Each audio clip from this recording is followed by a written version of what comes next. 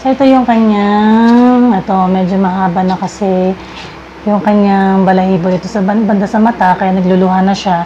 Natutusok na yung kanyang mata. So, ititrim natin yan. Hello mga friendship! Welcome back to my channel. For today's video, papakita ko sa inyo kung paano magupit ng buhok dito sa banda sa mata ng Shih Tzu. Ayan, kasi medyo mahaba na yung buhok ni Peewee. So, yan. So, hindi ko pa siya napapagupitan. So, papakita ko muna sa inyo kung paano ko siya gupitan or i-trim. Pero bagong lahat, kung bago ka pa lang dito sa channel ko, please like and subscribe my channel.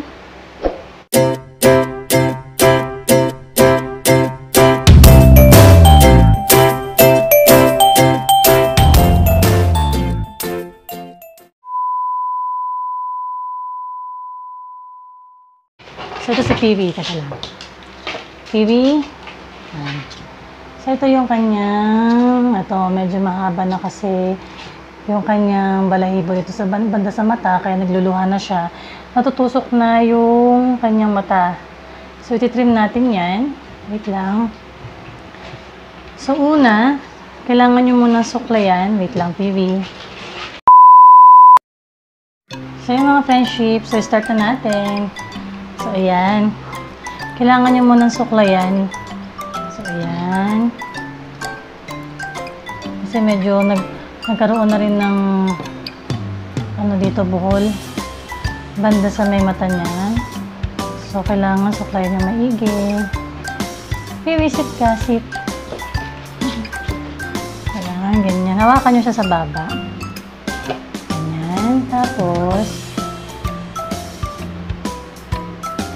suklayan nyo muna maigi. Ay, naku, nakahiga. Okay. Ayan. So, kailangan nakaano yung buhok niya nakataas. So, ayan. Dahan-dahan lang. So, ayan. Ang mangyayari, kailangan wait lang. Ito, igugupitan nyo siya dito. Ito, pag ganun. Para matanggal yung balahibo na nakaharang sa mata niya.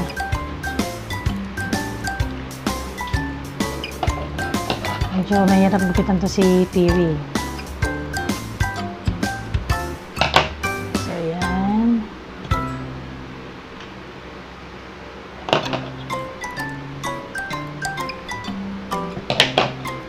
Naku, si Peewee naman nakahiga. Ayan. Ayan.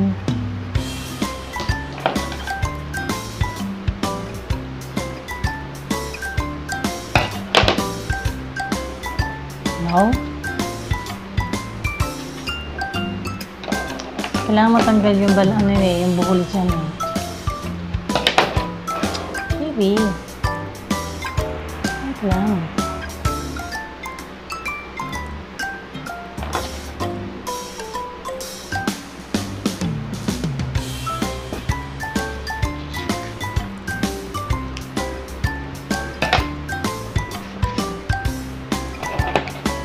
Ito. Diyan nagkakaroon ng mga muta-muta.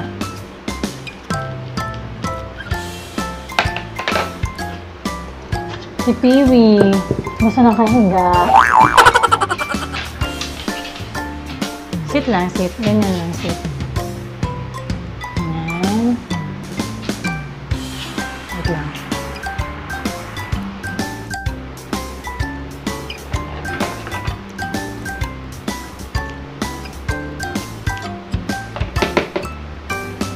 Wait lang.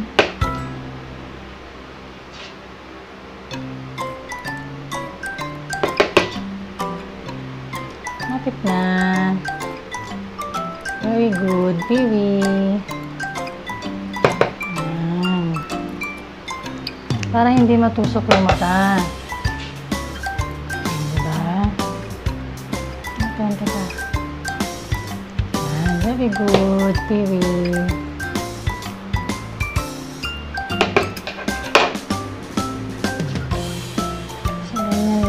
siya.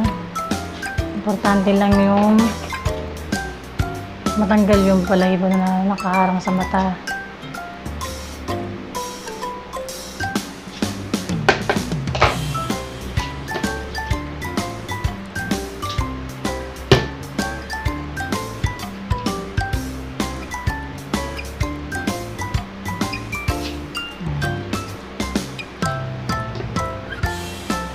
Ganyan. Ayan. So, ganyan lang naman siya. Simple lang naman.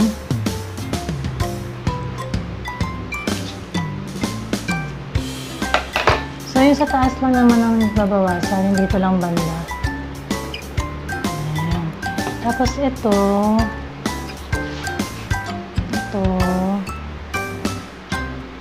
Ayan. Gaganon siya. Parang nilagyan ng bangs. Ayan. Tapos, sa kanya bawasan. Actually, hindi ako professional sa paggupit ng buhok. Ganito lang naman yung aking ginagawa. Tag. Hindi ko pa sila mapagupitan. Ano lang naman. Para lang matanggalan yung Ayan.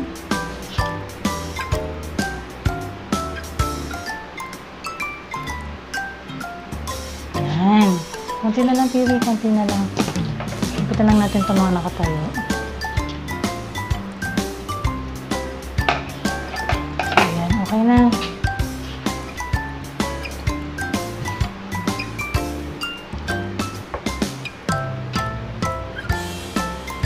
Malikot si Piwi. Malikot siya gupitan.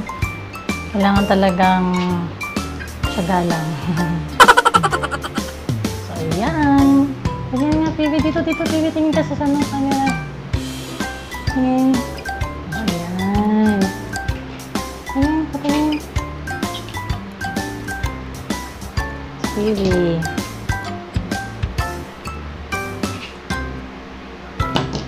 Tanggalin natin ito pa. Malikot, masundot yung mata mo.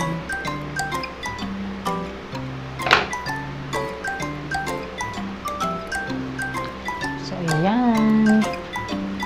Simple lang naman, pero siyempre, pagugupitan pa rin natin yan. Kumbaga, remedy lang para hindi lang matusok yung mata nila. Kasi kawawa naman. Ayan. Kawawa naman kung nasusundot yung mata. So, ayan. Okay na. Ayan. So, ang damit ko suklay, ganito. Ayan, suklay na lang sila. Ayan. So, ayun. Okay na. Mga friendship, so simple lang naman. So, yun lang kasi medyo nahirapan ako sa paggupit kay Piwi. So, susuklayin nyo lang siya. Yung dito banda, pataas. Then, kapag yung nakita nyong hair na nakaharang sa mata, yun lang yung gugupitan dito lang banda. Diyan. Tapos, konting trim lang dito sa taas. Yan, kasi minsan nakatayo yung buhok nila dito. Yan. Tapos, nagiging bruha silang tignan. So, ganyan lang naman. Simple lang naman. Ayan, o. Ayan, si Piwi. So, ayan. Ayan. Importante, clear na yung banda sa mata. Kasi natutusok kasi yung mata nila dyan eh. Doon nagkakaroon ng muta. Diyan sila naluluha. And then, huwag nyo nga hayaan na laging yung balahibo nila yun sa mata, natutusok yung mata kasi minsan nagkakaroon ng infection. So, kawawa naman. So, ganyan lang naman kung wala pa kayong budget na gupitan, panggupit sa mga alaga nyong aso. Kasi syempre, medyo mahal kasi yung pagpapagupit sa aso. Yan, remedy lang naman yun. So, ayan. Ayan. Diba, Piwi? Ganda-ganda ni Piwi. So, yun lang naman mga friendship ang aking i-share. Sa aking shinare pala sa video na ito. So, sana may natutunan kayo sa shinare ko. So, yan. So, thank you for watching. Please don't forget to like, share, and subscribe my channel. Bye!